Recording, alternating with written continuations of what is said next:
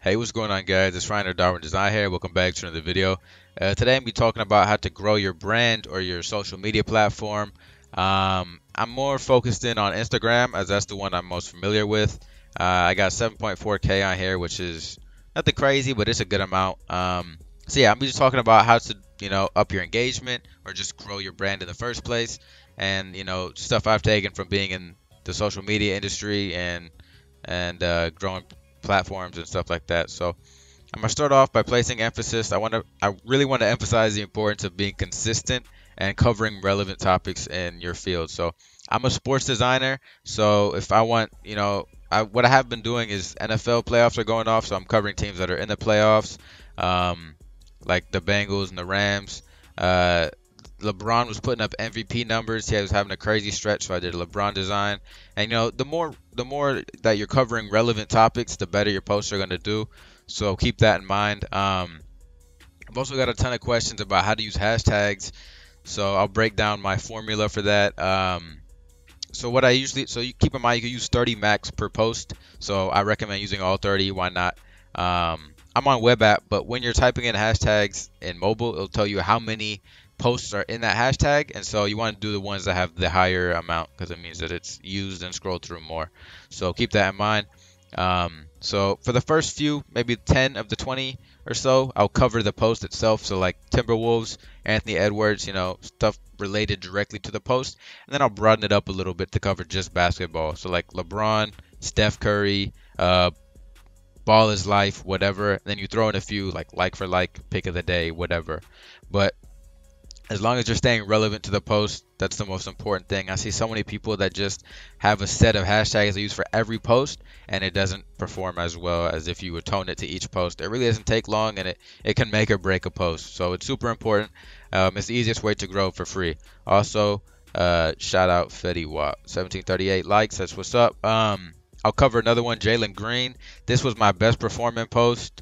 So I'll break it down a little bit. Same formula as you can see here: Rockets, Jalen Green, LaMelo, Steph, LeBron, Ball is Life, stuff like that. So you want to review the top hashtags in your industry or niche, and use those and see what works best. So this is stuff I've just kind of discovered over time, and I'll break out the insights.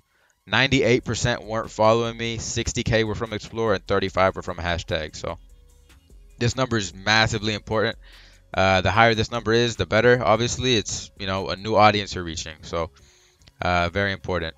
Explore page, I think that just comes from general how good your post is performing and the engagement it's getting and stuff like that. I'm not exactly sure though, but the explore page is just related content to what you're interacting with. So yeah.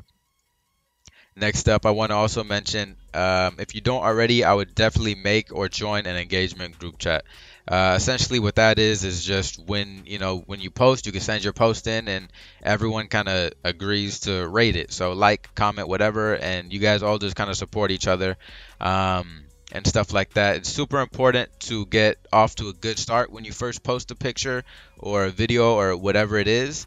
Because I've found from my personal experience, the better start it has, the better chance it does of, having a good performance over the next few days, which is really when you're going to get your main performance. Over 3 to 4 days or 2 to 3 days after you post is kind of when things will start laying out. So yeah, very important to have an engagement group chat, likes, comments, and also I want to mention the importance of story reposts.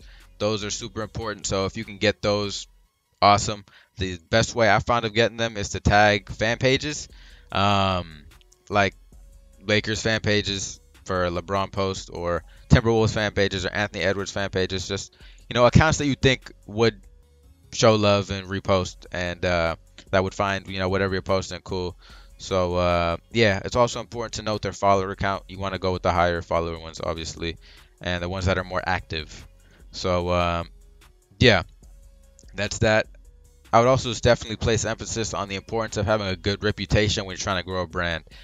You want to be, liked and loved in the community that you're a part of. So for me, I'm a part of a sports design community. So I want to, show love and have a good reputation to the sports design community.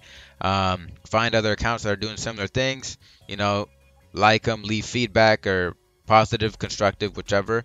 But you want to have a good image. That's super important. And usually, what I find is, if I leave someone a good comment, whatever, they'll kind of come back and share the same favor. So yeah, super important. You want to be looked at in a good light. And next up, I want to mention the importance of just reviewing your insights. I can't really talk about it on the web app because it doesn't have a feature for that, but on your phone, you can look at your account insights. If your account is a professional account or a business account, that's very easy to do. You just go in your settings and change it. But you're allowed to overview your accounts reached over the last like week, month, whichever you set it to. And it's really just a good way to break down what your account's doing, how it's performing, stuff like that. You can also view stuff about your followers, like when they're active, what days, what times and stuff. But it's also super important is finding a time of day that you find your posts do better. Like for me, I always post in the afternoon, same time every day, like 6:45 Central, and I found that's the best time for me. So getting into a routine, it also goes hand in hand with being consistent, having that set time and that set whatever, whether it's weekly schedule, set time, set schedule, and it's been working pretty well for me. And I would also do this stuff on other platforms as well. If you already have, so if I'm doing designs, put it up on Twitter, run some tags on there. TikTok, maybe break down the process.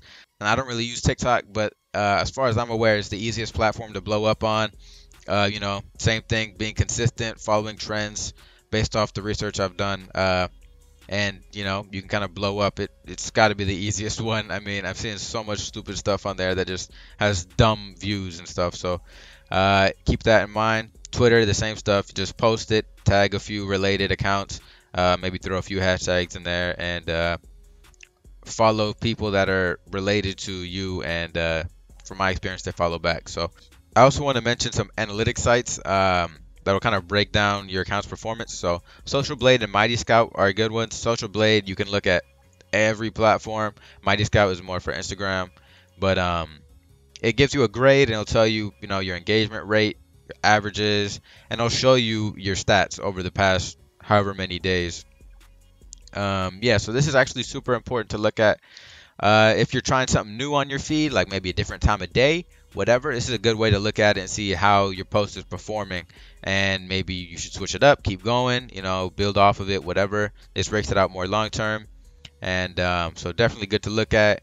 And this is Mighty Scout. So Social Blade is more based around just all platforms. Mighty Scout is more Instagram related. So there's not much to view because this is just the free portion, but it does show you your engagement rate and just a few averages as well. So engagement rate is honestly more important than the amount of followers you have, because if you have 30K, which you're getting like 200 likes a post, what does that matter? So you really want to worry about getting a good engagement rate, as that also helps you grow in general. If your account is dead, it's a lot. Let me put it this way: it's a lot easier to grow an account from ground up than having like 30K and the account being dead. So maintaining a good engagement rate is super important, and the easiest way to do that is through the methods I've explained in the video. So yeah, I hope this helped you guys out and you're able to draw some value out of it. If you have any questions, comments, anything like that, leave them below and I'll get back to you guys. I have my socials in the description too. You can hit me on there. And yeah, I hope this helped you guys out. Good luck, go grow, and I'll see you guys at the top. Take care.